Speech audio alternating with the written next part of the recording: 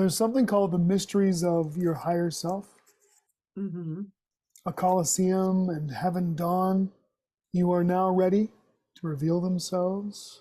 Many mysteries were revealed to you that held many different energy currents that could free a soul from karmic bondage, past, present, or future.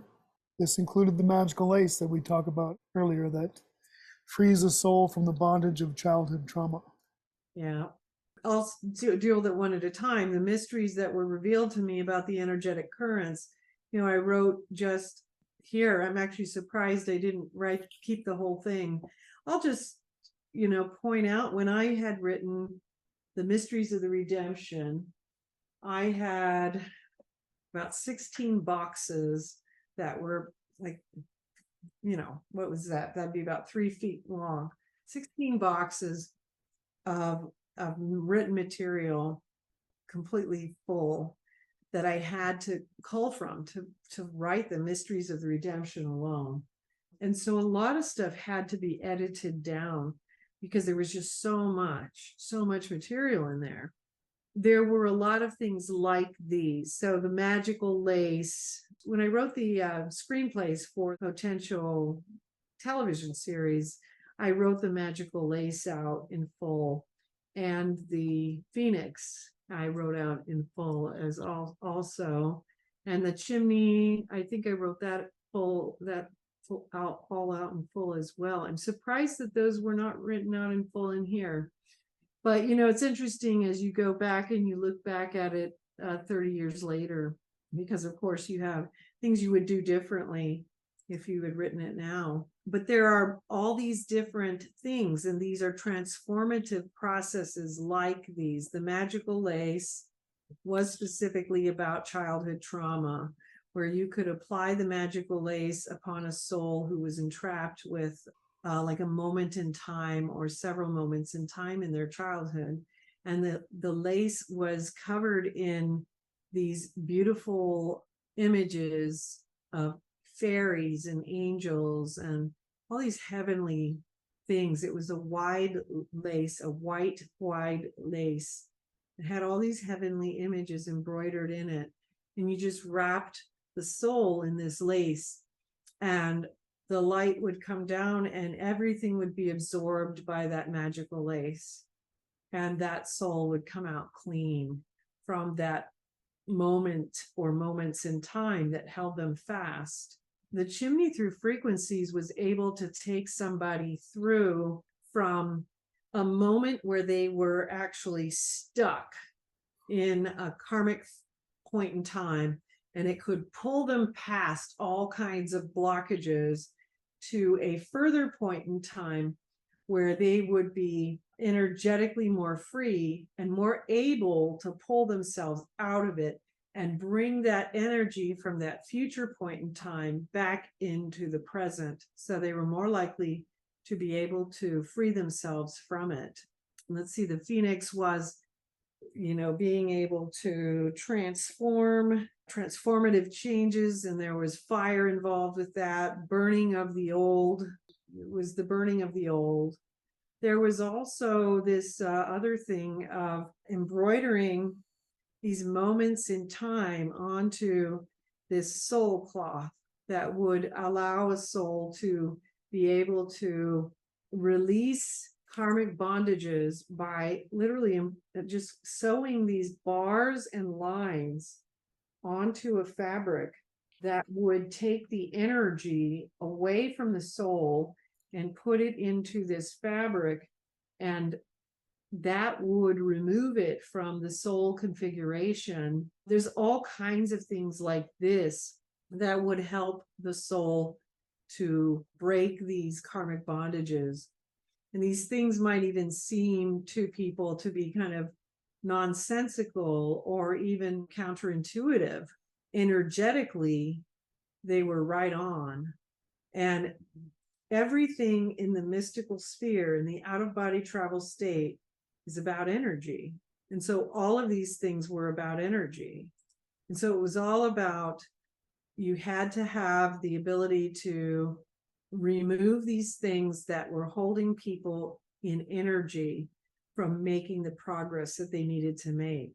And so that's what those things were. And going back to the mysteries of your higher self to reveal themselves, this is where we continue. So first of all, this is where the lighted golden pyramid is starting to come. And so now the mysteries start revealing themselves of this masculine part of my higher self. But this is just the beginning of it, because there's so much more to our higher self than even just the masculine and feminine aspect of it. It goes beyond that into an even grander phase beyond that. But as I mentioned before, there are many mysteries which are just not, they're beyond words. So there you have it. Well, maybe this is too, but there's a mural holding the secrets of the earthly realms. Yep. Mm-hmm. Odyssey standing next to it. Yes. And that is one of these things that is kind of beyond words. But what this mural of the earthly realms was a demonstration of the various levels of evolution within the earthly sphere. And I'm going to go over that just a little bit. So there were 10 levels on the mural, and they had these odd little names. And so I'll just share those names with you. And what they demonstrated was different levels of evolution, different levels of light and darkness within each soul. And they were demonstrated through natural means, through trees, plants, bushes, and mountaintops. And so it starts with the lowest level, which was Ut, which was the number one, the underground level, which was total darkness, very often with evil intent. And their viewpoint was all there is physical life. The second level was Boom Soil, which was the ground level. So these are souls that are completely on the ground, primary darkness, and they tend to engage in evil acts, although it is usually out of ignorance rather than intent. And their viewpoint is, if there is a God, he is to be feared. The third level was Rad, which is the flower and plant level on the ground. They exist in total illusion, engaging in dark acts out of ignorance, but less geared toward actual evil. And their viewpoint is that God is to be feared. The next level would be the fourth level, Low 2. The bush level, where there are leafy plants as well, they reside in illusion and reality. So both, engaging in ignorance and moments of genuine kindness and inspiration, but beginning to approach cause and effect. As to pertaining to God, they believe you get what you deserve. And so level 5 is Morkar, the small tree level, which represents karmic circling. People can get stuck here for ages, literally, until karmic purification begins. But there is a higher curiosity and examination of God, which usually remains self-serving. The sixth level is Sendu, which is the tall tree level, which is a threshold residing in the world of form and spirit, no longer completely encased in karmic delusion, but unable to yet comprehend the higher, finer frequencies of existence. They hold an intellectual view of God rather than emotion, love, or experience-based. The seventh level is Plentu, which is the air above the tall tree and below the mountain level, which is do unto others as you would have them do unto you state of perception. Because karma is still impure, the tendency remains to cause some harm to others out of ignorance, but there's a greater knowledge of cause and effect. God is experienced as a loving God. The eighth level is Celestai, the mountaintop level. Master of creation. The knowledge of the mechanism of creation is encompassed in mortal realms, although they still make many mistakes out of ignorance that is slowly becoming less karmic and more focused.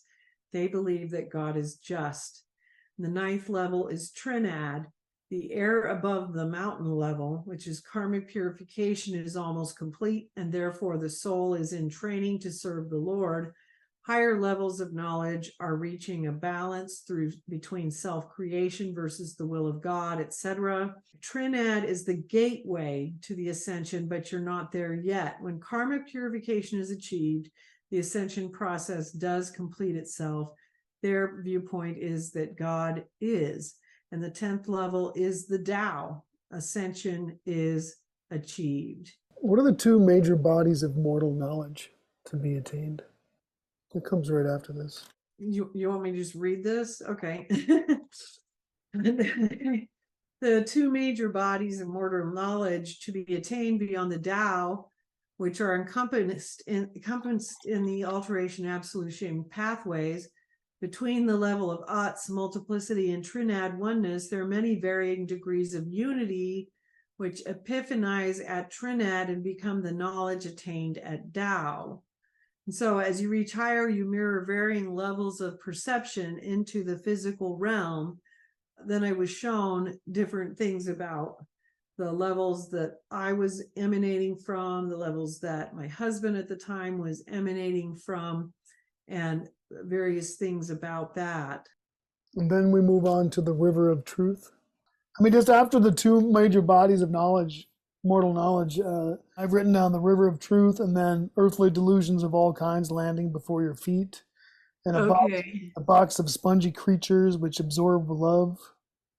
Okay, yeah, it looks like after going through the river of truth, so this is a different river of truth. This is the one that is inside a building, and you're taking a spiraling river of pink and gaseous substance running through an enclosed tunnel. This is about seeking the purity of truth, but it has to do with seeing the secrets of yourself when you go through this river of truth. So I'm going through this and suddenly, and then I'm getting down to the bottom, floating in the midair and going really fast, getting dizzy, and then I'm suddenly hurtled to the ground. And then earthly delusions begin pouring out of me and appearing as thought forms around me: violence, rejection, fears, stupidity, loss. And it merges into one big mass of smoky gray energy.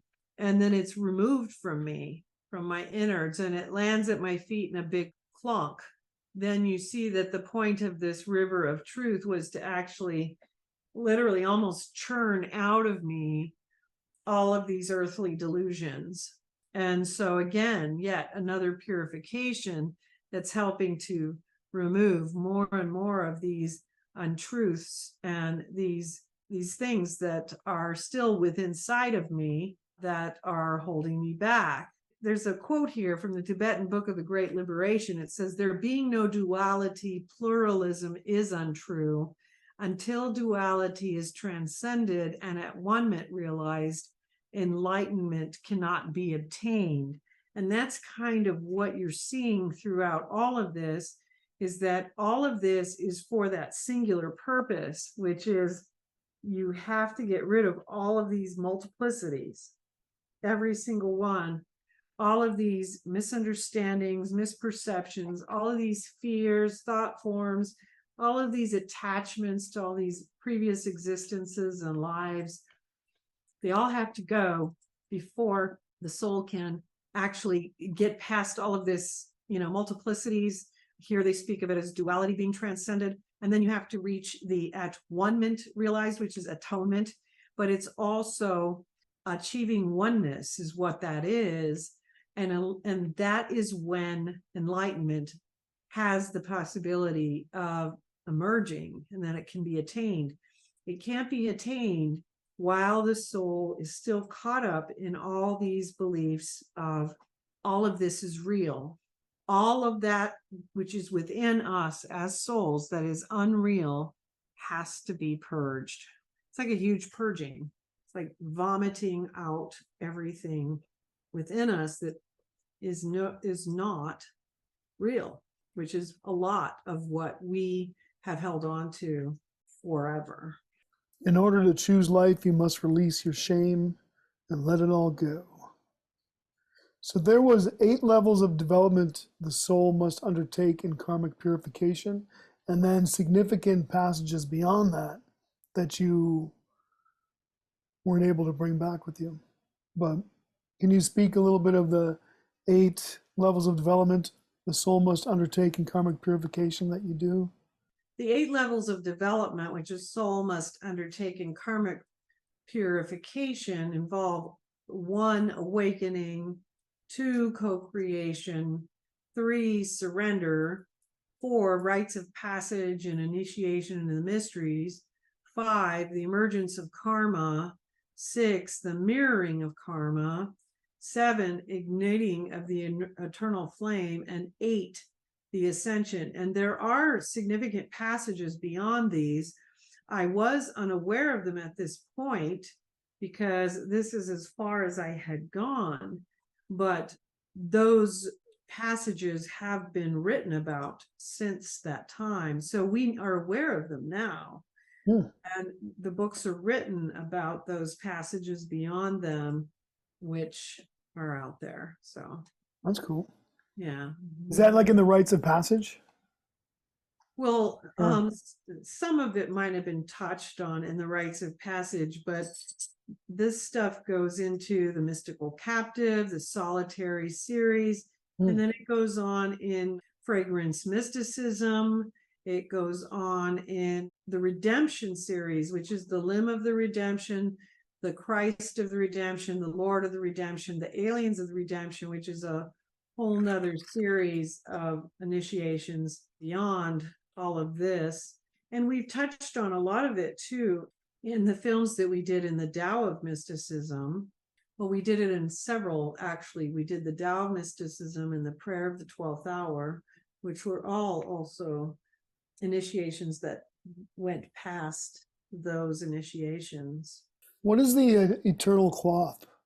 The eternal cloth is actually what I mentioned just a few minutes ago, the one that you embroider those bars and lines on that contain those energies of different points in time so that they will be held fast to that cloth, and then you can remove them from your soul and keep them from holding you back. Okay. And the 10th stage, the great truth cloud? 10th stage, the great truth cloud. Oh, yeah, that's from the Lankavatara scripture, which is a Buddhist scripture. The 10th stage is called the Great Truth Cloud, the Dharma Magega, or Dharma Mega, my bad. Okay, so the Great Truth Cloud is from the Lankavatara scripture, which is from Buddhism, which is the 10th stage is called the Great Truth Cloud, Dharma Mega. Only the Tathagatas can realize the perfect imagelessness and oneness and solitude. It is the land of far distances, surrounding and surpassing the lesser worlds of form and desire, Karmadhatu, in which the Bodhisattva will find himself at one-ment. The psychedelic stew. Now, the psychedelic stew. Now, one of the interesting things that the psychedelic, when it's brought up in relation to this, it's in relation to the eternal. It has nothing to do with psychedelic drugs. People think it has to do with psychedelic drugs. Nothing to do with that. This the psychedelic as the color.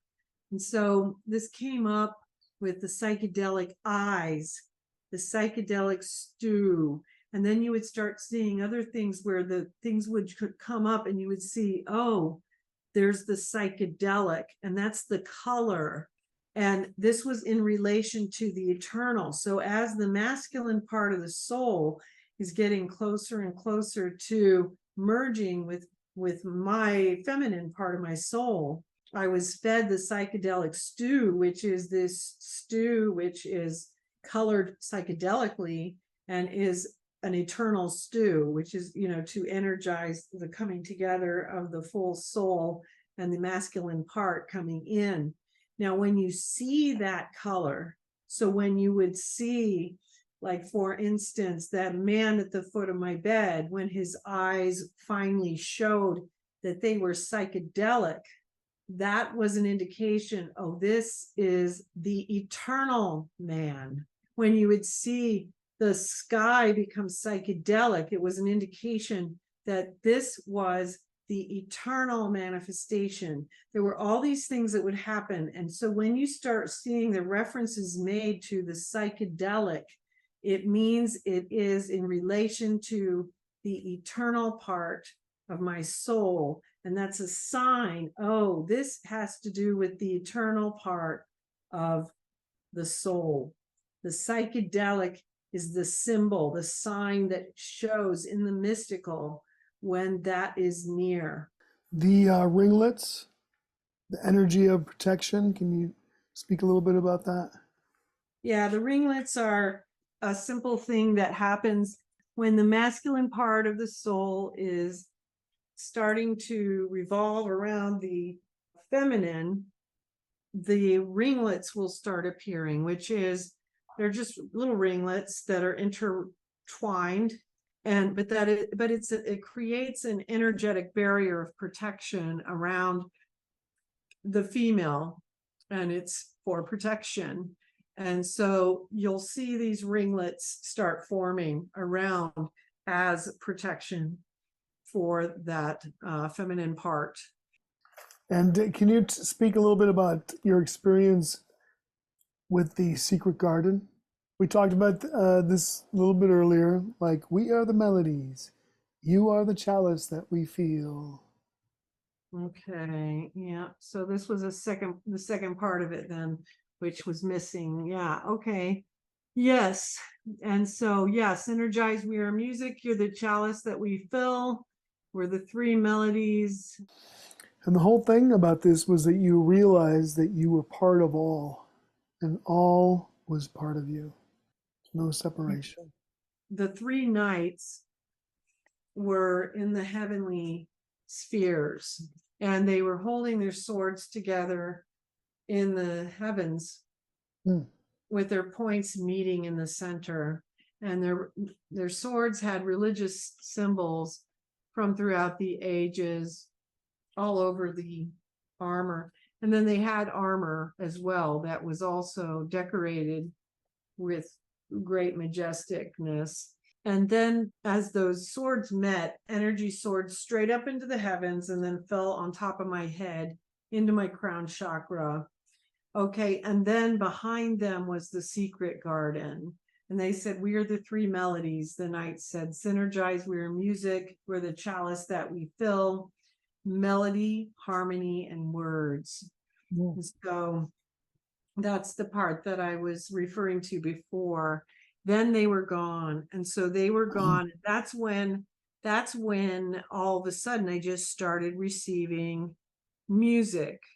And that's when I started writing the hymnal. And then it began where I was going into another one of these past lives, which is, oh, yay. Oh, my gosh. You know? And you realize that there had never been a moment when your soul was not completely loved by God. Actually, this particular life is kind of an important past life experience. It was very vivid. I can still remember it as if it were yesterday. It was very vivid. It was kind of important, and this is why. So I was dying out in the middle of a field. I had been shot by vengeful marauders. My father, sister, and I were all shot in the chest. And one of the spirits who was close to me, who was incarnate in that lifetime, was a field hand, who was someone that I was in love with, was not present when we were dying. I was wanting to tell him that I loved him, and the words were directly on my mouth, but I was too weak to speak them. And there was an angel who was singing in my brain, and I remember this so clearly. Dreamer, dreamer, dreamer, tell him I love you. Dreamer, dreamer, dreamer, tell him he'll know it's true. Dreamer, dreamer, dreamer, tell him before the life's drained out of you. Dreamer, dreamer, dreamer, tell him he'll know your love is true. And the moments kept passing as I kept slipping away. and where the angels' voices were coming from. And I kept trying, reaching, yearning, pulling towards him, but no words came. And then he was there, but I was too weak to speak it. And I cried out, but it only came out in my thoughts, where I said, God, I love you. And I was like, why can't he hear me anymore? And calmly I whispered, hoping that a spirit wind would breathe these words to him from beyond the veil of death. In the wind, you'll feel my presence. In the stars, you'll see my breath. In the night, you'll hold the memory of a love I won't forget. And as my death neared completion, he never heard those words. And then Heaven Dawn, who was the masculine manifestation of my higher self, said, in one breath lies all existence, in one moment, every moment, in one moment lies all eternity. Why is this such an important past life memory? It's because in this memory lies the crux of almost all of my karma and so much of the karma of the world. It's because we don't, or we haven't, in many of our previous lifetimes, expressed properly the love that we have for those who matter to us while we're living, and we wait until it's too late. And that was definitely one of the issues in my previous lifetimes, which was happening repeatedly. And you can see, if you actually look at the reality of life and death in the world, just 100 or 200 years ago and before that, and how quickly people came and went, that this happened a lot to people. The reason this one was so important, and it was definitely presented to me as being extremely important, is because we don't express what's important to the people that matter to us before it's too late, or we don't resolve conflicts that can be resolved while we still can. We hold on to stupid things when we don't need to. Unfortunately, we see a lot of that in the world, don't we? We do. Mm-hmm.